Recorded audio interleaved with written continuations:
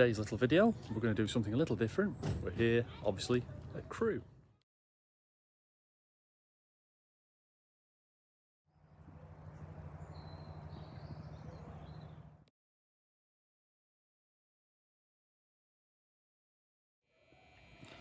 So this is Crewe North Signal-box, or power box, sorry, built at the height of the 1940s and during the Second World War. Hence why it has such massive reinforcement in the roof and in its walls. It's a double-sided frame. So the levers 1 to 107 on one side and 108 to 200 plus on the other.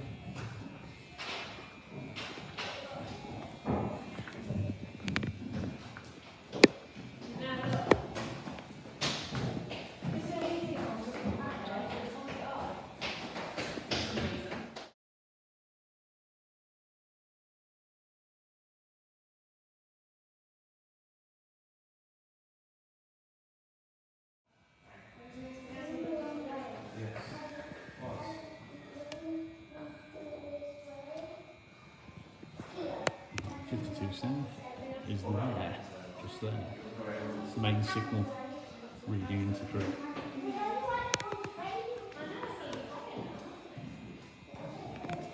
That's 52 South there. So we have our offset as well.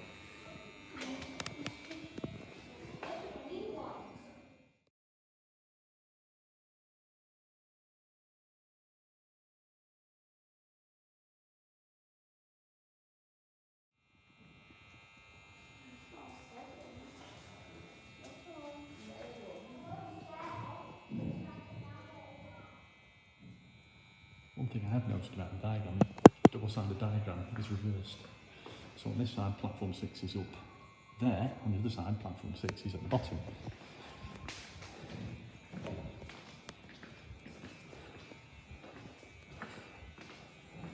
So platform 6 is down there on this side of the diagram. So it's actually reversed to match what's outside, so the signal's looking outside and is getting it absolutely right. Train describers from the coal yard. This is the temporary diagram that was put in while they were doing the resignaling works. Not all of the signal controls are on it, just the ones that they needed at the time.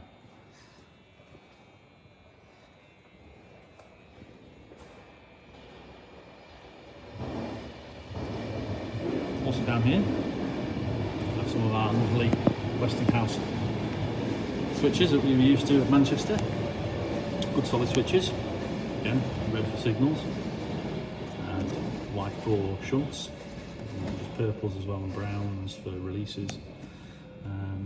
This small portion I think came from Manchester Victoria East Junction, part of the OCS one control switch.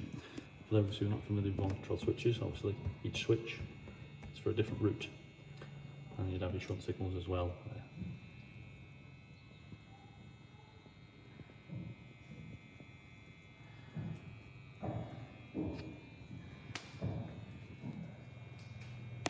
Tell that reminder. And you've got the blocks to Steelworks Junction, Salop Goods, A box, down to South Junction at the far end of the station, and your describers, the old style describers.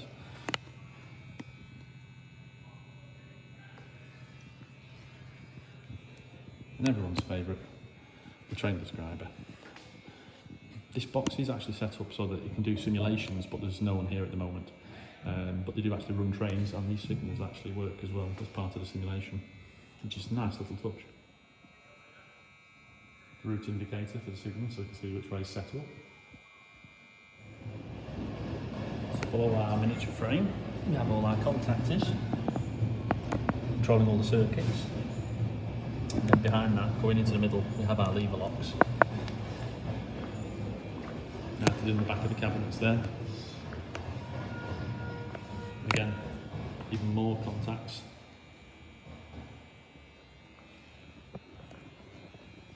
Nice last cabinet covers. So you can see everything that's going on. Keep it nice and clean. And just see the lever locks mounted there below that.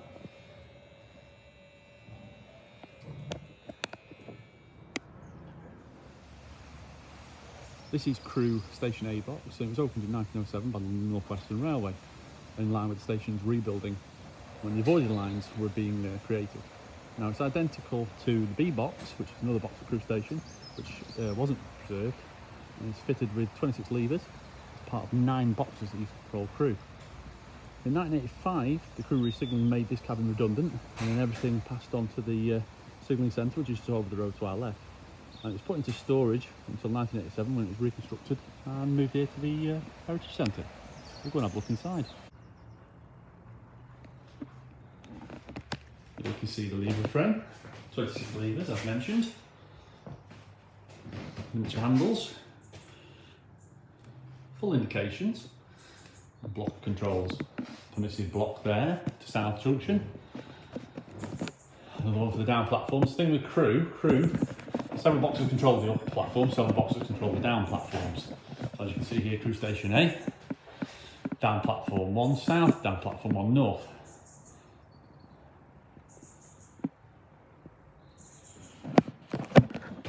Like this, horse landing line. Nice blocking front there. Closing switch, very old style closing switch. One of the nice things about this frame, still got it, you can actually take a look down the back into the locking trays. See the locking itself. All the electrical contacts there.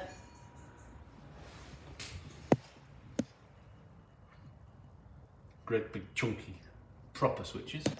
Good connections with tails off the frame itself.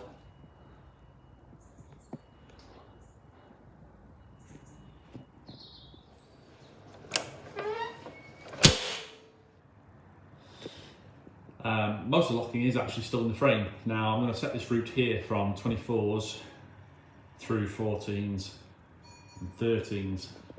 So let me get this right now. 13s, intermediate position, fully reverse. 14 as I said next, fully reverse. And then 24 as I said. And there we go.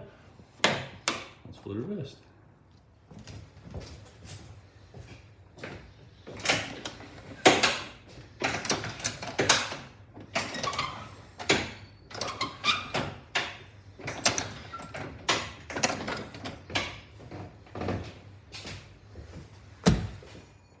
One of the little interesting notes about Crewe Station A box, its design was it used to work off 220 volts DC with 15 amps to move the points and 8 amps, then reducing down to 2 amps for working the signals, because obviously as you are clearing the solenoid you have your inrush current to pick your solenoid, and then once your solenoid is off you can have hold off current which is a lot less to hold it off, and that's mentioned here. It does mention that most of the electric switches and electric locks were replaced later on by different pattern equipment below the floor in the locking room. So originally, most of the equipment was all up here on the frame itself. Just looking around the walls here in A box, and it just mentions the Crewe all-electric system, which this signal box is. It mentions that the Great Central had the pneumatic system. Ashbury's was a good example of this. Got some pictures of the old pneumatic solenoids there from Ashbury's. The Crewe system was all electric, and it just displays it here, an electric solenoid. Mentioned here, and usually the balance weight helps the signal to clear rather than replace it to danger, which is an interesting little thing. Some examples here of solenoid signals. You can just make out the solenoids there, just on the posts. Typical traditional northwestern signals. There's a picture here of Crewe Station A as it was at the time. Crewe Station A signal cabin was opened in February 1907 as part of the London and North Western Railway's rebuilding of the station. And the mentions here had fitted with 26 levers. Several rebuildings of the station as it got bigger and bigger throughout the years. Again, mentions down here.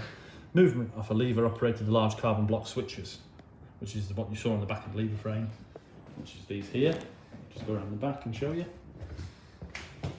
So these are large carbon block switches. I can set these up to make or break on the back of there. If I good look in there, you can see the carbon brushes themselves.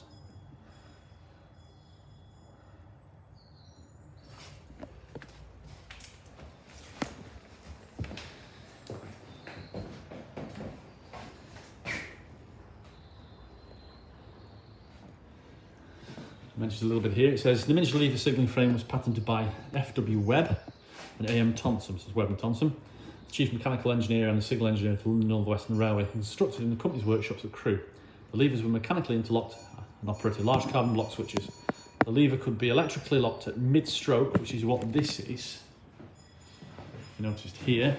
So the route we set up before, which was I think 12. Got it right. There was I before. It was 13. And I can't do that because the signals are off. Put the signal back first. So 13, 14, 15. And we had signal 9, I think, before. So, no, it wasn't. It was actually signal. Right, eventually, 24. The one I had before, 13, 14, and 15. I didn't pull 16, that was locked. It was number 9. Right, so you've got the midway position there, as noted. And you can lock the signal there until it's electrically approved. So very similar to your MBDR locks on your points. You pull the signal off, you can only get it to that position until the indications come off, then you can fully get it over the full way.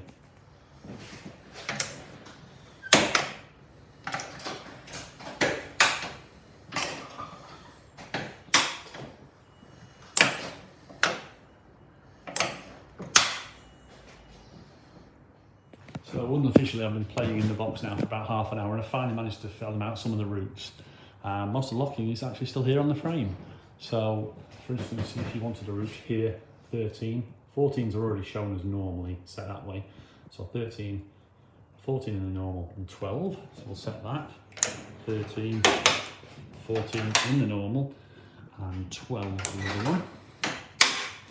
And then we should be able to clear 11 signal, which is there, and we can. So put these back. And then another route that we showed earlier was we've done 13, 14, 15. You can't get 15 and 16s at the same time. If I were to pull 16, which one was it now? 1 or 8? I can't remember now. 1 is a shunt signal, that's right. So 1 is our shunt down at the bottom. We shouldn't get 8 because our route's not set, so we need to put 16 back. And also, that was it. We need to then set 15, 14, 13s, 14s, 14s, 15s. See if we can get 8. 9 came off before. 9's our route. So 9's our other shunt signal up there. So there is a multitude of sins you can do here. Can't move 16, can it? No, it was 1 or the other, that was it, 16. You get 8. 8 is still locked. That's one of those, like I remember before. I know I had all the routes off before. It took a bit of scratching of heads to work it out. But most of the locking is still there in the box.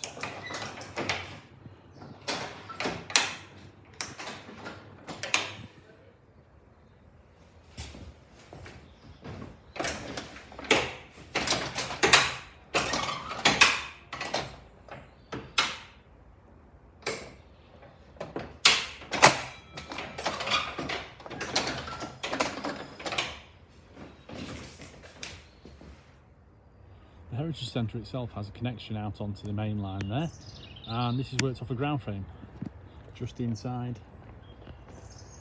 the yard here opposite Exeter West.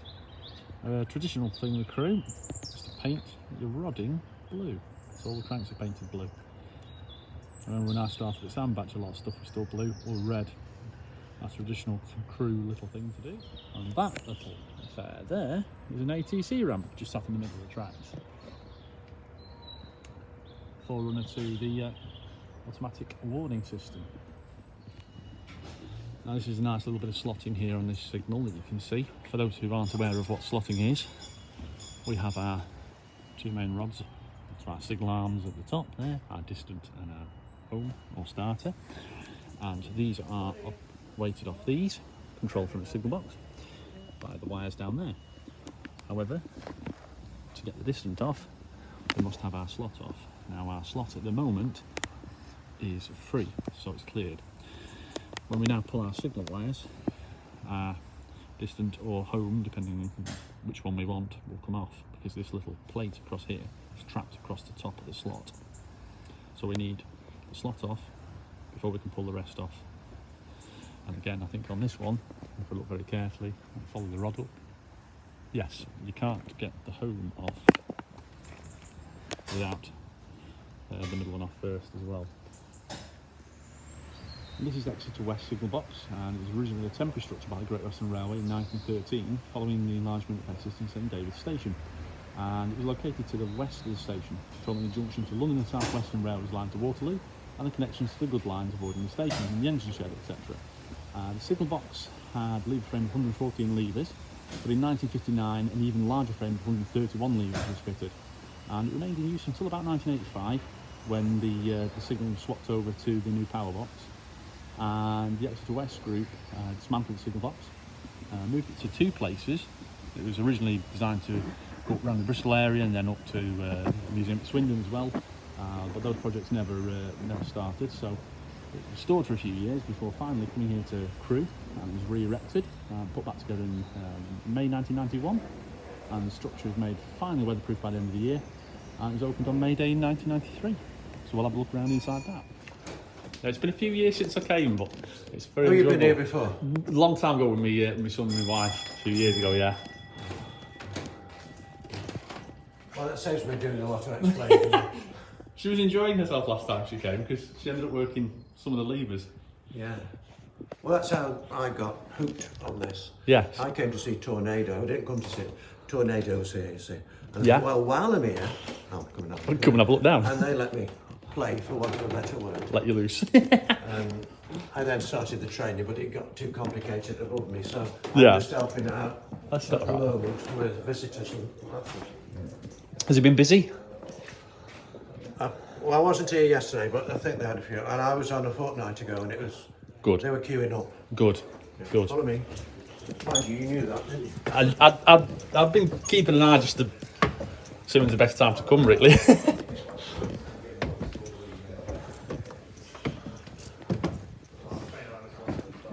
Of course, my spiel would say there are two signals here at the moment, but normally it'd be worked by one man, which is hard work. It's busy, I know, for a double man box. Good morning. For my sins, I'll let you into a little secret. I'm S&T. All right. No pressure. No fault on. I'm chairman of the Institute of Railway Signal Engineers Minor Railway section. So I do videos going around various railways, and you may have seen some on YouTube. But just generally, it's for interest for people who are interested in signalling. Yeah. Do you want to give us a quick blast, or do you mind? Well, it's running the running changes. So I'm connected to a sync computer just now. So this laptop here, that's what's running. So it's off that, Yeah, right? Did you used to have it in a carriage outside at one point, didn't you? In the Gulf. There's a manual simulator in the van across there, which basically operators can choose depending on what they want to do. Yeah. Some people prefer using the van because you can do things like phone calls and additional trains. Is that all manual? So you've got a set of blocks down there? Yeah. Basically, it's all manual.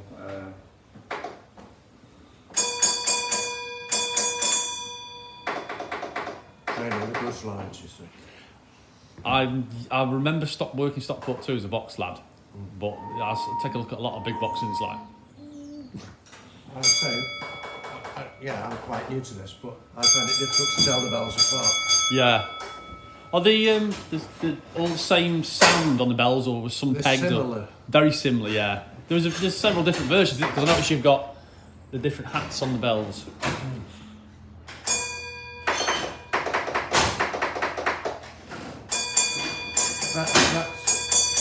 That's the easy one to pick out. That's the Yep. goods line.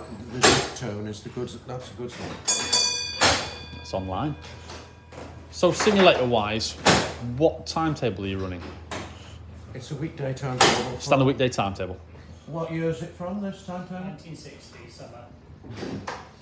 So still in the steam period. Yeah. Oh, yeah. Yeah.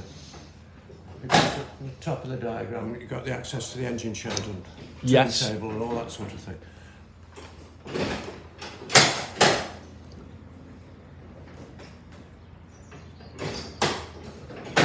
Have you got any weights on the end of your levers just to simulate? You walk past them. Some, right, so some are wide up to the outside.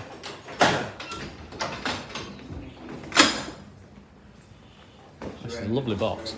It is. How they got it from Exeter to here. In various It's one pieces. thing to demolish it at Exeter, but it's another one to build it here and get it to work. Yeah.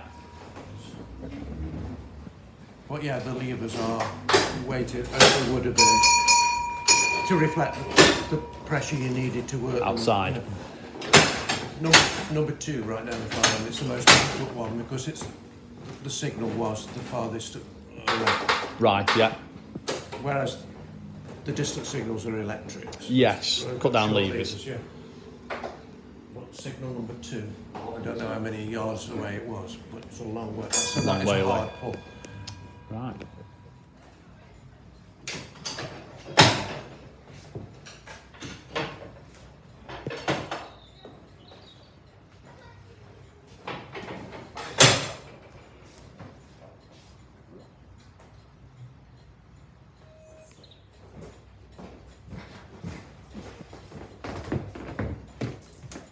Hello, I'll be down to you in a moment.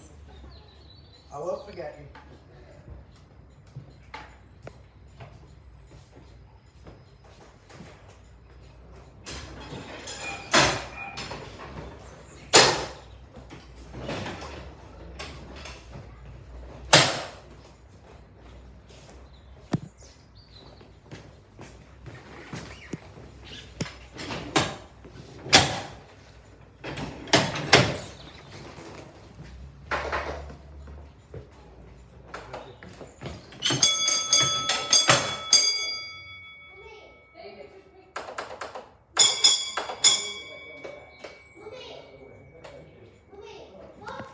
Through the station. Yeah.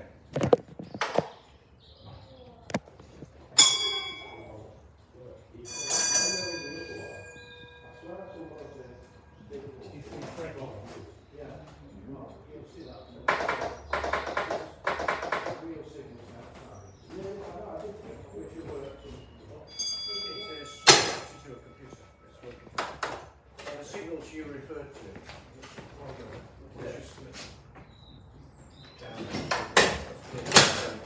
And that one, the red one, that's signal 122 towards. So there's a few of the exhibits downstairs here. E-filled panel. Now this is from the 1960s onwards. British Railways built many new signal boxes fitted with the entrance exit panels, like this small example here that they're showing here. And to signal the train, the signal only needed to press a couple of buttons. So there's an entrance and exit. So for instance here, if you look very carefully, if you're familiar with the panels, you'll see there is a directional arrows. Zoom in on this one. So you've got 2 arrows here. So this would have been an entrance from previous signal and an exit out. This one here, you notice the arrows go both ways. So it's a bi-directional movement there. So if you were to set an entrance exit here, this would give the entrance up to that signal, and you'd start to get the route there. You'd pick a valid exit and set the exit out from that signal. If you manually wanted to change the points, say for S&T testing, or for locking routes, or for point failures, the points normally sit in either the normal or the reverse position, and you can set them to the centre to lock them. That would lock the route. However, if you wish to test the points, you could test the points over one at a time and get the normal and reverse indications. Traditionally, they'd be set to the locked centre position, and you'd have a lock light, and also if you lost correspondence in the points, this would flash. So if you're not familiar with the NX panels, that's a basic NX panel. It's an earlier version, but works exactly the same. So you can set valid routes. Set this one down here, And you have an auto facility on this panel here.